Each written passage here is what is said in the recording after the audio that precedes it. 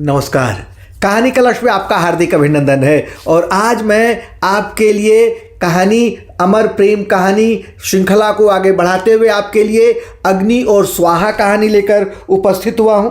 और इससे पहले एक छोटी सी कविता रखी है। जैसा कि मैंने प्रारंभ में ही आपसे बात की थी कि कविता और कहानी को साथ लेकर कविता में अपनी एक प्रेम कविता रखता हूँ, और उसके बाद फिर जो हमारी पौराणिक कथाओं से जो प्रेम कहानी चली आ रही है, प्रेम कथाएं चली आ रही हैं, उन कथाओं को मैं रख रहा हूँ। तो आशा है ये प्रयोग अच्छा लगेगा। और पिछले वीडियो में मैंने सोहनी और महिवाल की कहानी रखी थी, उसके साथ मैंने अपनी एक कविता भी रखी थी। अच्छी प्रशंसा हुई है उसकी, तो आशा है यह कहानी भी आपको अच्छी लगेगी। प्रेम शब्दों से परे। कुछ के लिए प्रेम सिर्फ एक शब्द है, किसी किताब में पढ़ा हुआ, किसी नाटक में देखा हुआ, खाली वक्त की एक कहानी, बचपन के छूटे हुए खेलों की आखिरी कड़ी। वे प्रेम को जीते नहीं, बस निभाते हैं, किसी किरदार की तरह हंसते हैं, रोते हैं, कभी संवाद, कभी नाटक, और जब पर्दा गिरता है तो प्रेम भी खत्म हो जाता है। पर जिनके लिए प्रेम सच्चा है उसे शब्दों में नहीं बांधते। वे देख लेते हैं इसे आंखों की गहराइयों में, सुन लेते हैं इसे धड़कनों की धुन में, महसूस करते हैं इसे सांसों की सौंधी खुशबू में। प्रेम उनके लिए शाश्वत है। प्रेम एक पवित्र स्पर्श है, जैसे माथे पर आशीर्वाद की ठंडी छुअन, जैसे चरणों में श्रद्धा की नमी, जैसे आत्मा को छूती हुई किसी प्रार्थना की लय। प्रेम शब्दों से परे है। यह कोई परिभाषा नहीं, यह कोई वाक्य नहीं, यह तो मन के मंदिर का दीप है जो नजर नहीं आता, पर उसकी दुधिया प्रकाश में पूरा जीवन श्वेत धवल हो जाता है, श्वेत धवल हो जाता है। इस कविता के बाद मैं आपको अग्नि और स्वाहा की अमर प्रेम कहानी सुनाने जा रहा हूं। यह कहानी बेहद रोचक है, प्रेम से भरपूर है। तो आइए इस कहानी का आनंद लीजिए।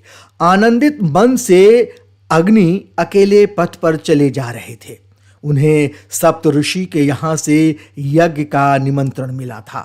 अकस्मात उन्हें अपनी ओर आती हुई किसी की पदध्वनि सुनाई पड़ी। स्वाहा, क्या इसी भांति इतने निकट से चले जाना होता है? अग्नि ने प्रश्न का उत्तर नहीं दिया। वे कुछ क्षण तक स्वाहा के आभरण रहित रूप को देखते रहे। फिर पूछा, यह अकारण ही तुम्हारा कैसा वेश है स्वाहा? स्वाहा, यही तो मेरे योग्य वेश है। क्यों? स्वाहा, समझ नहीं पा रहे। अनुराग की ज्वाला अंगराग के प्रलेप से शांत नहीं होती। जिसके जीवन में उसका प्रेमी इतने निकट से अदृश्य हो जाए, उसके नयनों में काजल शोभा नहीं देता। जिसके कंठ में प्रेमी की वरमाला सुशोभित न हो सके, उसके कंठ में मणिहार व्यर्थ लगता है। अग्नि, स्वाहा, यह तुम्हारी भूल है। तुम मुझसे प्रेम क्यों करती हो?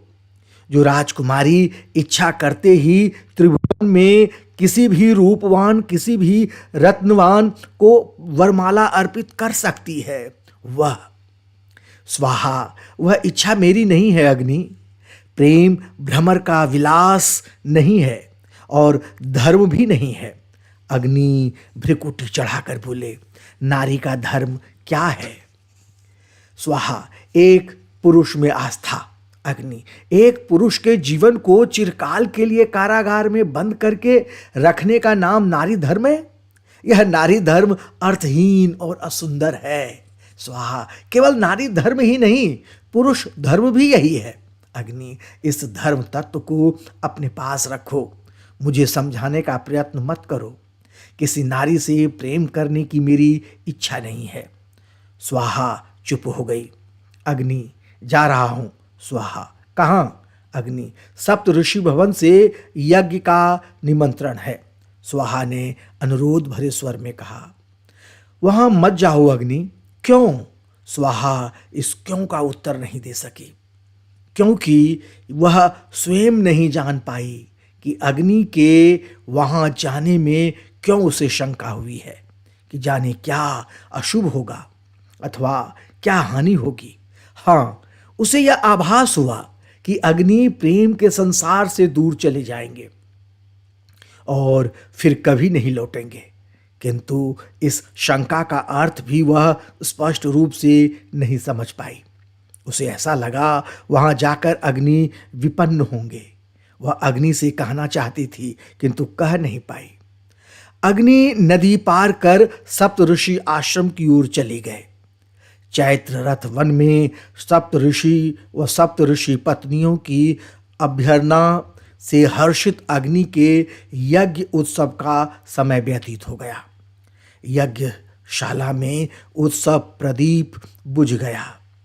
धूम्र सौरभ नहीं रहा। मंत्रों का उच्चारण समाप्त हो गया। यज्ञ का कोई कार्य शेष नहीं रहा। अतिथिगण लौट गए, किंतु न जाने क्यों अग्नि को जाने की इच्छा नहीं हुई। वे सप्त ऋषि आश्रम में अपना समय व्यतीत कर रहे हैं। जब भी अग्नि वहां से जाने की सोचते हैं, उन्हें लगता है मानो कोई माया उन्हें जाने से रोकती है और उन्हें संकेत से अपने पास बुला रही है। इस माया का रहस्य जानने की इच्छा बलवती हो उठी अग्नि की, इसलिए वे यहां से जा नहीं पा रहे हैं। किंतु यहां रुकने का भी कोई प्रयोजन नहीं। विदा का संभाषण हो चुका। ऋषि पत्नी प्रणाम कर चुकी, फिर क्यों अग्नि यहां से जाना नहीं चाहते? स्वयं से प्रश्न करने पर भी अग्नि इसका उत्तर नहीं पा रह सके। एक दिन अग्नि निस्तब्ध यज्ञशाला के द्वार पर चुपचाप खड़े थे। अकस्मात एक कलहास्य शब्द सुनकर चौंक उठे। यज्ञशाला के समीप लता कुंज में ऋषि पत्नी माला गूंथ रही थी। अग्नि अपलक दृष्टि से उन्हें देखने लगे। उन्हें लगा इसी स्वप्न लोक के रूपामृत पान करने के लिए मेरे हृदय की कामना लालायित है। लता कुंज से अग्नि आश्रम में नहीं जा सके। वे कल्पना करने लगे 7 दारिकाओं की।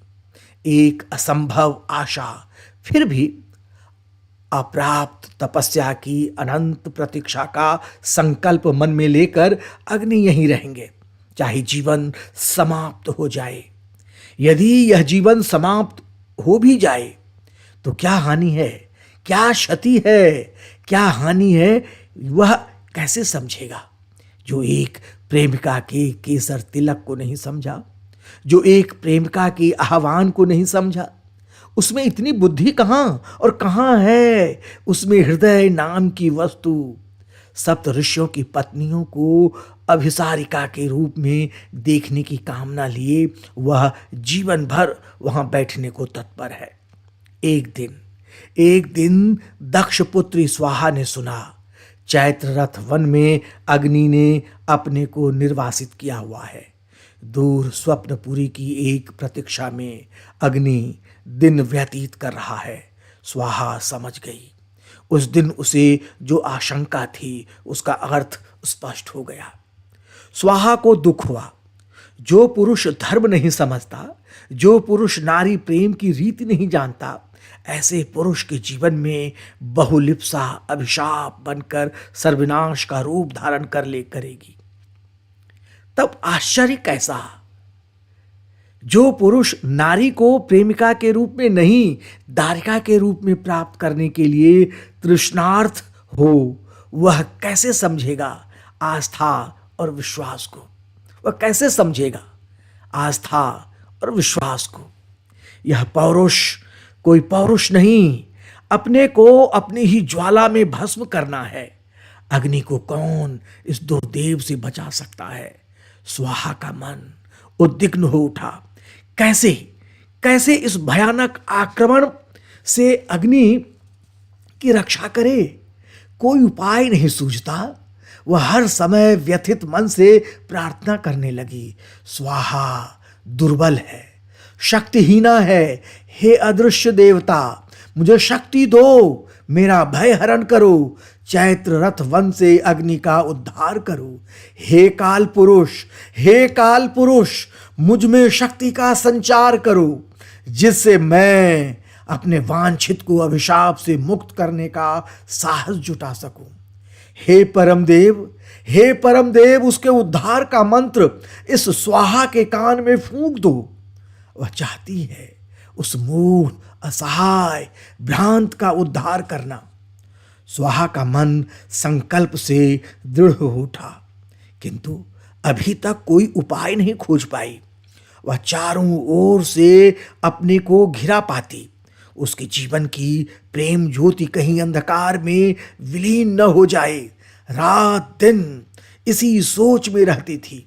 वह सोचती, हाय जिस अग्नि से उसने प्रेम किया, जिसको पति रूप में पाकर जीवन को धन्य करना चाहती है, उसका उद्धार करने की शक्ति उसमें नहीं है। वह बारंबार अपनी असमर्थता को धिक्कारती है। उसे एक पल चैन नहीं मिलता। एक दिन स्वाहा निरुपाय सोच में डूबी हुई थी कि उसके मन मस्तिष्क में एक दिव्य आभा का आलोक प्रकाशित हो उठा। वह चौंक पड़ी, क्या यह संभव है? हाँ, मैं एक आशा की किरण की अवहेलना नहीं कर सकूंगी, किंतु इतनी निर्लज, इतनी निसंकोच अभिसारिका, हे प्रभु इस दाहक दावा नल को सहन करने का मुझे मार्ग दिखाओ। उसका मन छटपटा कर रह गया। असंभव, असंभव, यह मुझसे नहीं होगा। ऋषि पत्नी का छद्म वेश धारण कर प्रत्येक रात्रि को अभिनय, नहीं नहीं नहीं, यह पाप है। स्वाहा अपने मन के द्वंद्व से तर्क वितर्क कर अंत में लता वाटिका में ऋषि वधु के छद्म वेश में जाने को तैयार हो गई। अग्नि की ज्वालामयी प्रतीक्षा सफल हुई। अभिसार का अभिनय आरंभ हुआ। अग्नि को लगा कि उसकी कामना की प्रार्थना प्रत्येक ऋषि वधु ने सुन ली और उसके समीप आकर आत्म समर्पण कर दिया है। 16 श्रृंगार युक्त एक ऋषि वधु प्रत्येक रात्रि को आकर आनंद की वृष्टि करके चली जाती। अग्नि अंधे भ्रमर की भांति नारी देह रूपी पुष्प का रसपान करते।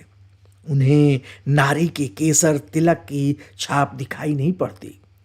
स्वाहा कपटपूर्ण ऋषि वधु की छद्म मूर्ति धारण कर अग्नि की कामना तृप्त करने के लिए नाटक की नायिका बन गई। वह जिसके वक्ष स्थल का स्पर्श चिरकाल के लिए चाहती है, मुख ढककर उसी का आलिंगन करती है। उसके मन में कोई ग्लानि नहीं, कोई संकोच नहीं, कोई संशय नहीं, कोई लज्जा नहीं। वह एक सफल नायिका के समान सफलता प्राप्त कर संतोष प्राप्त करती है।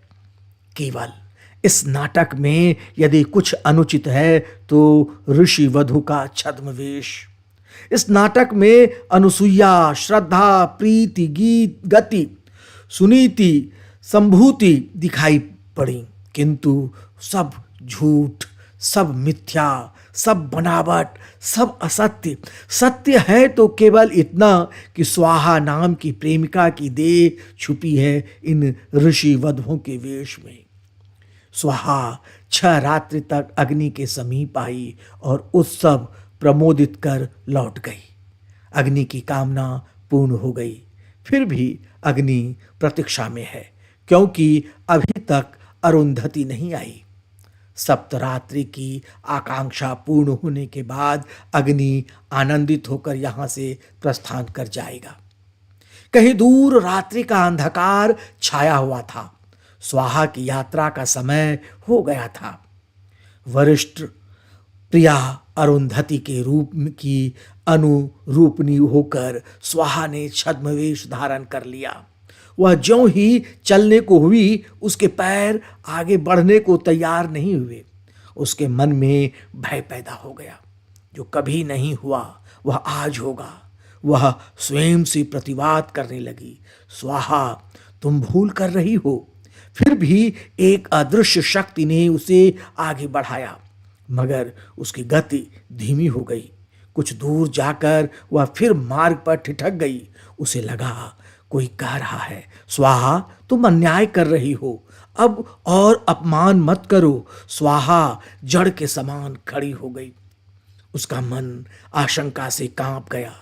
वह सोचने लगी, क्या मैं नारी धर्म का अपमान किया है मैंने? क्या मेरा मन और देह अपवित्र और कलुषित हुआ है? वह समझ नहीं पा रही है। क्यों? यह संदेह मेरे साहस को समाप्त कर रहा है। वह चुपचाप मार्ग पर खड़ी हुई, अपने छद्मवेश की ओर देखकर चौंक पड़ी। एक पतिव्रता की मूर्ति। वह निढाल होकर वहीं एक शिला पर बैठ गई। नहीं, अब मैं और अभिनय नहीं कर सकती। अब मुझ में और शक्ति नहीं है। हे प्रभु, हे प्रभु, मैं सती साध्वी अरुंधति का अपमान नहीं करूंगी। धीरे धीरे उसकी बुद्धि, उसका मन कहने लगा, यह एक प्रेमिका के प्रेम की रीति नहीं। जैसे वह स्वयं से स्वयं ही लज्जित हो गई। उसकी आंखों से अश्रुधारा बह चली। इतने स्पष्ट रूप से वह अपनी भूल अब तक समझ नहीं पाई थी। वह अपने प्रेमास्पद अग्नि को शुद्ध प्रेम की दीक्षा नहीं दे पाई, वरन अनेक रूपों में संगदान कर उसके पौरुष को कलुषित कराई। उसका हृदय अनुताप से भर उठा। एक निष्ठ सतीत्वमयी नारी के छद्म मूर्ति ने स्वाहा के हृदय को बदल दिया। उसे नारी धर्म की रीति स्मरण करा दी। वह हार गई, वह हार गई। एक दूसरा वेदना से स्वाहा विह्वल हो उठी, क्योंकि उसके अंतर में, उसकी कोख में नव प्राण का संचार हो गया है। उसके लिए वापस लौटने का मार्ग अवरुद्ध हो गया है। वह न अपनी रक्षा कर पाई और न ही अग्नि की। स्वाहा किसी पग ध्वनि सुनकर चौंक उठती है। इस अंधकार भरी रात्रि में कोई वनचारी नहीं, व्याघ्र नहीं, कौन होगा इस समय? स्वाहा ने दृष्टि उठाकर ध्यान से देखा, पहचाना, है वही आ रहा है।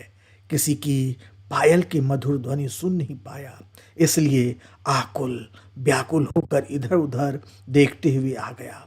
वह स्वाहा के निकट आकर खड़ा हो गया। आग्रहपूर्वक प्रश्न किया, तुम कौन हो? तुम कौन हो? मैं अग्नि हूं। स्वाहा, नहीं, तुम अभिशाप हो, तुम अपवित्र हो, तुम पौरुषहीन पर दारिका हो। मेरे सामने से दूर हो जाओ। प्रखर दृष्टि से अग्नि ने देखा और मन में सोचा, चैत्र रथ की छाया में यह किस नई स्त्री ने प्रवेश किया है। वह अरुंधति रूपिणी स्वाहा के मुख की ओर देखते रहे। विस्मय से आहत होकर अग्नि की देह कांपने लगी। वह चित्कार कर उठे।